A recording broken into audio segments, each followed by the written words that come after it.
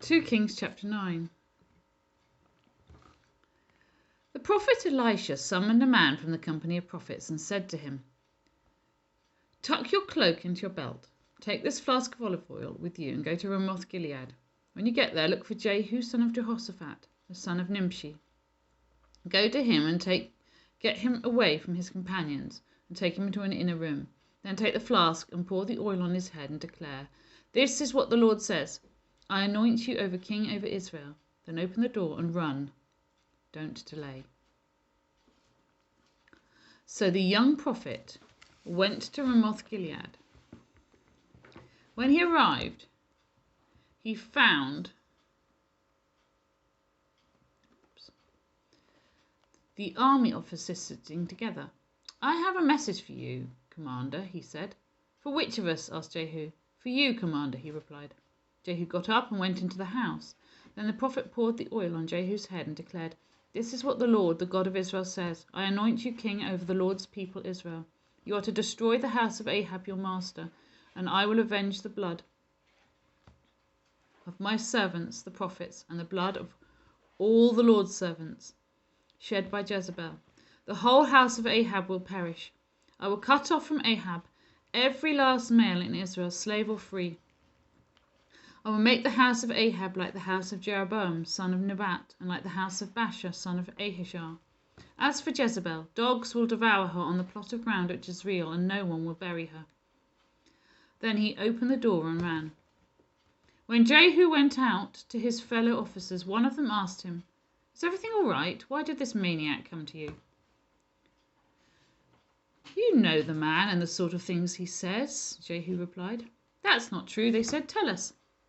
Jehu said, "Here is what he told me. This is what the Lord says. I anoint you king over Israel."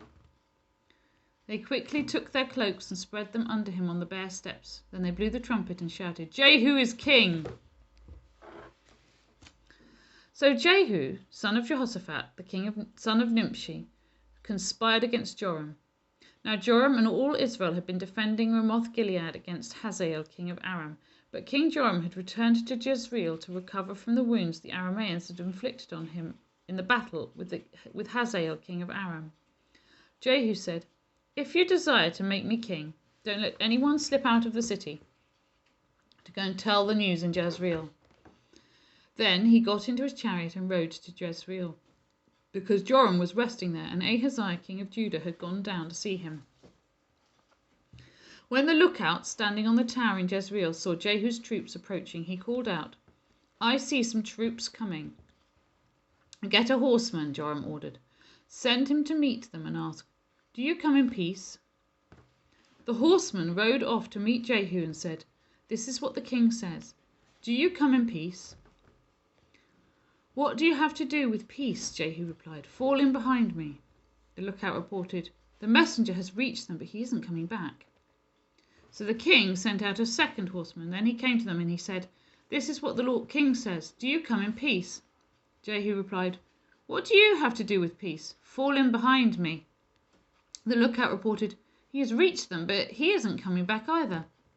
The driving is like that of Jehu son of Nimshi. He drives like a maniac." "Hitch up my chariot," Joram ordered. And when it was hitched up, Joram king of Israel and Ahaziah king of Judah rode out, each in his own chariot, to meet Jehu. They met him at the plot of ground that had belonged to Naboth the Jezreelite. When Joram saw Jehu, he asked, "Have you come in peace, Jehu?" "How can there be peace," Jehu replied, "as long as all the idolatry and witchcraft of your mother Jezebel abound?" Joram turned about and fled, calling out to Ahaziah, "Treachery, Ahaziah!" Then Jehu drew his bow and shot Joram between the shoulders. The arrow pierced his heart, and he slumped down in his chariot. Jehu said to Bidkar, his chariot officer, "Pick him up and throw him on the field that belonged to Naboth the Jezreelite. Remember how you and I were riding together in chariots behind Ahab his father when the Lord spoke this?"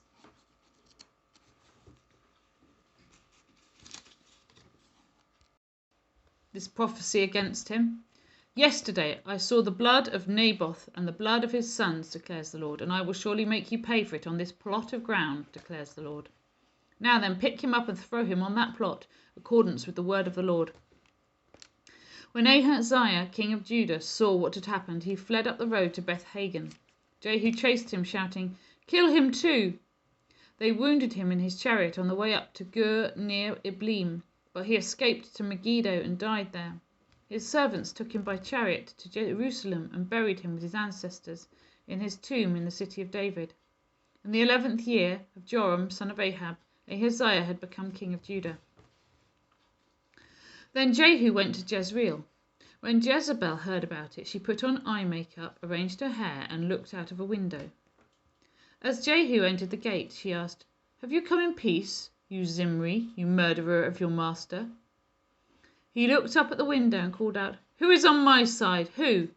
2 or 3 eunuchs looked down at him. "Throw her down," Jehu said. So they threw her down, and some of her blood splattered at the wall and the horses as they trampled her underfoot. Jehu went in and ate and drank. "Take care of that cursed woman," he said, "and bury her, for she was a king's daughter." But when they went out to bury her, they found nothing except her skull, her feet, and her hands. They went back and told Jehu, who said, "This is the word of the Lord, that he spoke through his servant Elijah the Tishbite. On the plot of ground at Jezreel, dogs will devour Jezebel's flesh. Jezebel's body will be like dung on the ground in the plot at Jezreel, so that no one will be able to say, 'This is Jezebel.'" Chapter 10.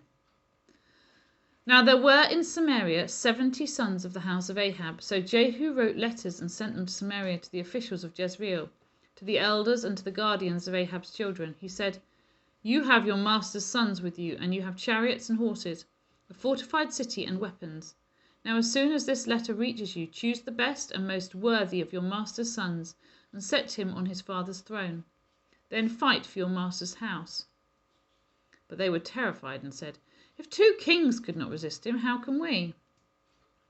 So the palace administrator, the city governor, the elders, and the guardians sent this message to Jehu: "We are your servants, and we will do anything you say. We will not appoint anyone as king. You do whatever you think best." Then Jehu wrote them a second letter, saying, "If you are on my side and will obey me, take the heads of your master's sons and come to me in Jezreel by this time tomorrow." Now the royal princes, 70 of them, were with the leading men of the city who were bringing them up. When the letter arrived, these men took the princes and slaughtered all 70 of them. They put their heads in baskets and sent them to Jehu in Jezreel. When the messenger arrived, he told Jehu, "They have brought the heads of the princes." Then Jehu ordered, "Put them in 2 piles at the entrance of the city gate until morning." The next morning Jehu went out. He stood before all the people and said, "You are innocent. It was I who conspired against my master and killed him. But who killed all these? Know then that not a word the Lord has spoken against the house of Ahab will fail. The Lord has done what he announced through his servant Elijah." So Jehu killed everyone in Jezreel who remained of the house of Ahab, as well as all his chief men, his close friends, and his priests, leaving him no survivor. Jehu then set out and went towards Samaria. At Beth-Eked of the shepherds he met some relatives of Ahaziah, king of Judah, and asked, "Who are you?" They said, "We are relatives of Ahaziah, and we've come down to meet the families of the king and the queen mother." "Take them alive," he ordered. So they took them alive and slaughtered them by the well of Beth-Eked, 42 of them. He left no survivor.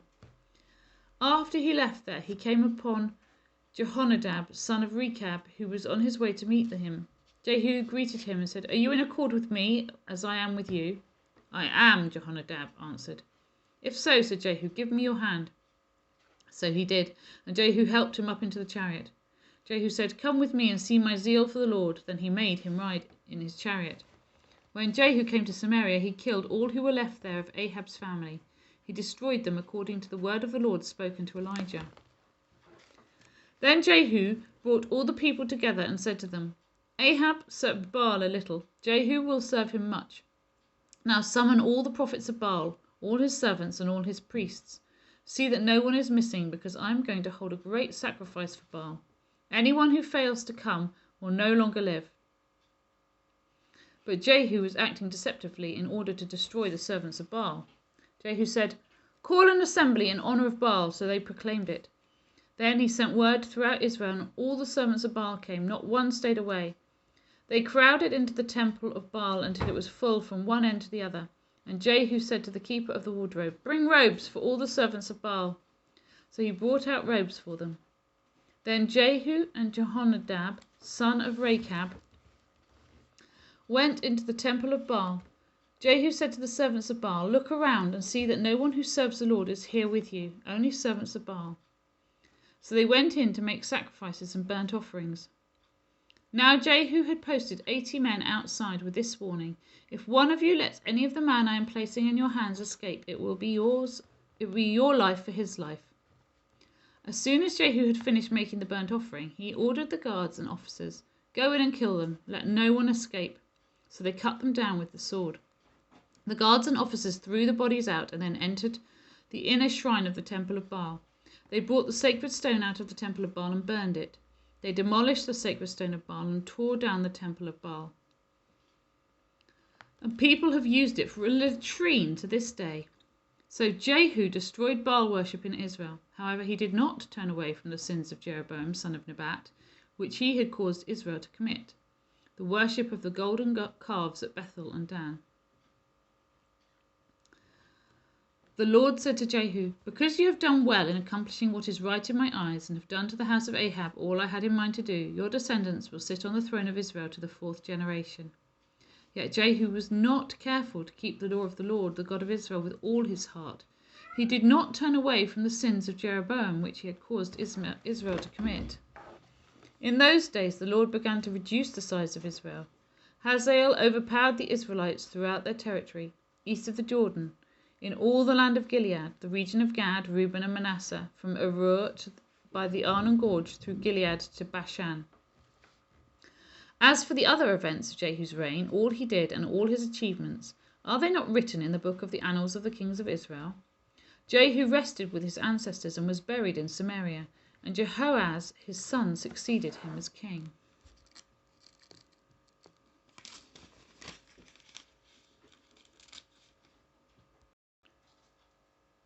The time that Jehu reigned over Israel in Samaria was 28 years. Psalm 49. For the director of music of the sons of Korah, a psalm. Hear this, all you peoples. Listen, all you who live in this world, both low and high, rich and poor alike. My mouth will speak words of wisdom. The meditation of my heart will give you understanding. I will turn my ear to a proverb. With a harp I will expound my riddle. Why should I fear when evil days come? When wicked deceivers surround me, those who trust in their wealth and boast of their great riches. No one can redeem the life of another or give to God a ransom for them. The ransom for a life is costly. No payment is ever enough, so that they should live on forever and not see decay. For all can see that the wise die, that the foolish and senseless also perish, leaving their wealth to others. Their tombs will remain their houses forever, their dwellings for endless generations, though they had named lands after themselves. People, despite their wealth, do not endure. They are like the beasts that perish. This is the fate of those who trust in themselves, and of the followers who approve their sayings. They are like sheep and are destined to die. Death will be their shepherd, but the upright will prevail over them in the morning. Their forms will decay in the grave, far from the princely mansions, but God will redeem me from the realm of the dead. He will surely take me to himself. Do not be overawed when others grow rich, when the splendor of their houses increases, for they will take nothing with them when they die. Their splendor will not descend with them, though while they live they count themselves blessed, and people praise you when you prosper.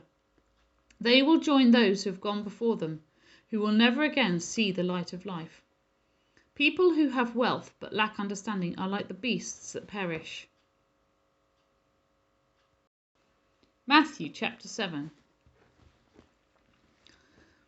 Do not judge, or you too will be judged.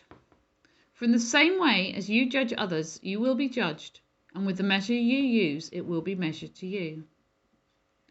Why do you look at the speck of sawdust in your brother's eye and pay no attention to the plank in your own eye?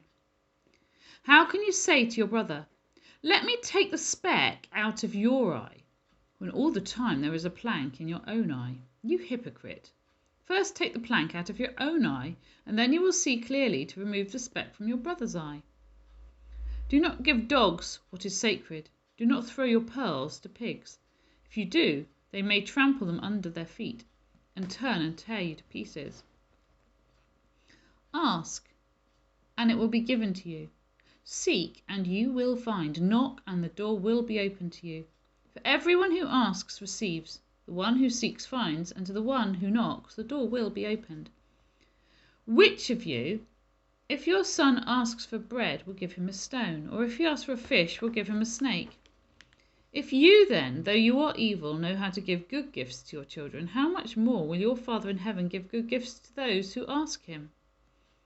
So in everything do to others what you would have them do to you, for this sums up the law and the prophets.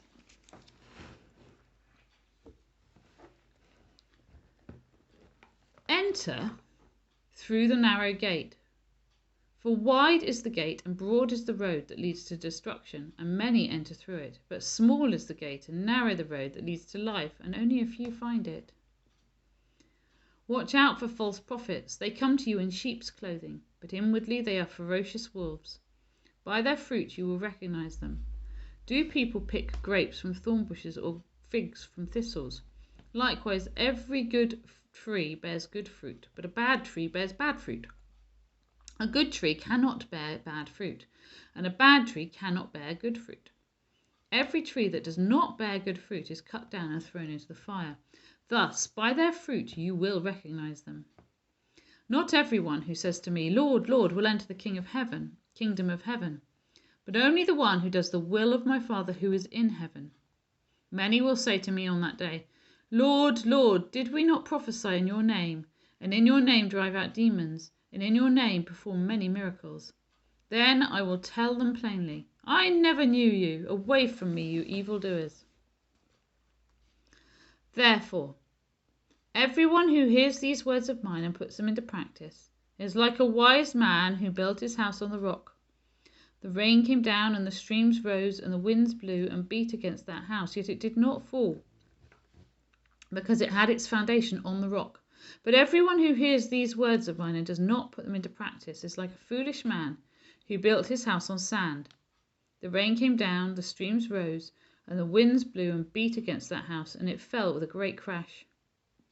When Jesus had finished saying these things, the crowds were amazed at his teaching, because he taught as one who had authority and not as the teachers of the law.